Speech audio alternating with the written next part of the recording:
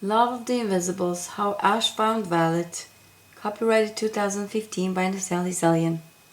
It is working, Amber said as Norik moved his arms and legs up and down. How is Ash doing? He asked. Same as you. He has fully regained his mobility. This little muscle-generating machine of his is a miracle.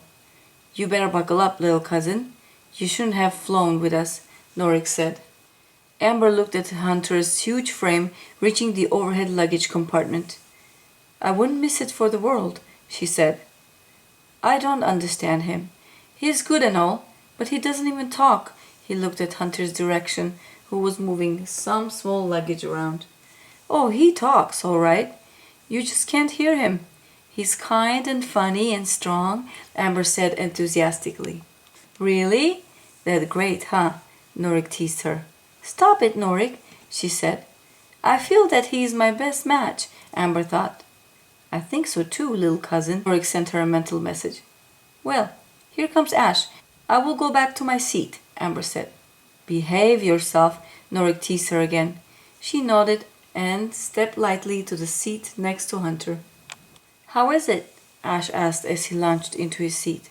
My red leg muscles need more of that electrical impulse muscle stimulator. Here's yours. Norik handed him the small palm-sized electrical device with red lights at the end. How long do we have to land in Moscow? Ash asked. 3 hours, answered his brother-in-law. They had become good friends during the past ordeal together, and while in pursuit for Violet, they had good energy together. In spite of their calm behavior, both men had been in constant contact with Violet, who, surprisingly, had developed a great channel of communication. But both men knew that she was in great danger.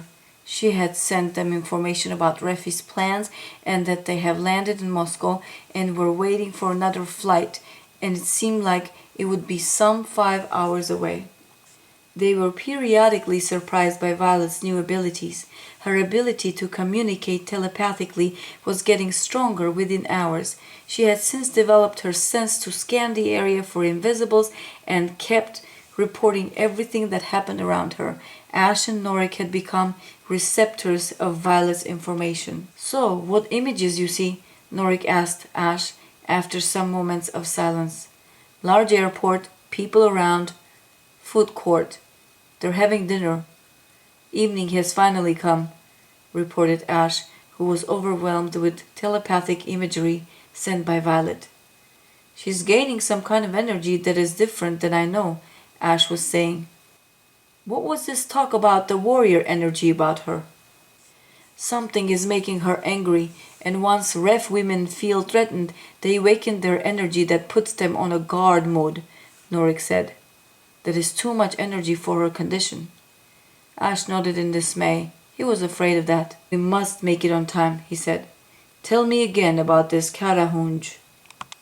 It is an old sacred site containing heavy basalt stones, circled around since the ancient times. It is one of the oldest archeological sites of the world that has many explanations and hypotheses and is recorded to be the oldest observatory. But what was passed to Ref family was this. Zoratskaret, meaning army stones translated from Armenian, were positioned in a very unique geographic area on a high elevation above a fast-paced river, Vorotan. It is an old sacred site containing heavy basalt stones, circled around since the ancient times. It is one of the oldest archeological sites of the world that has many explanations and hypotheses and is recorded to be the oldest observatory.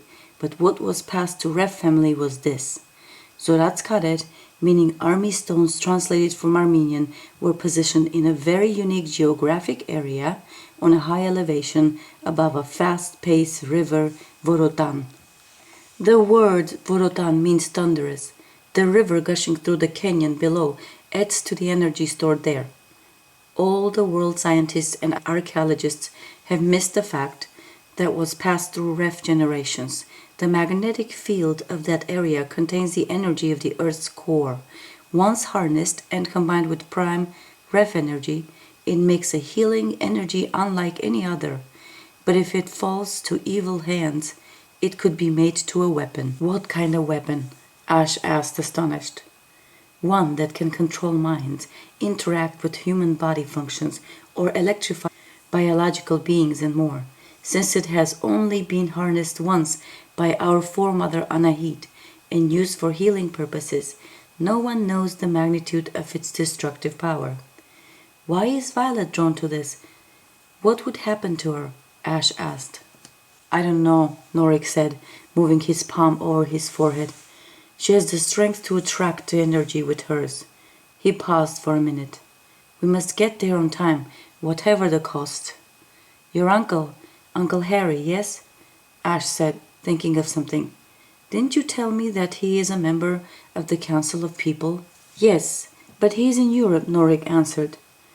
And yet Violet was able to communicate with all of the council members at the same time. You told me that they recognized her ref energy and they granted access to the energy room.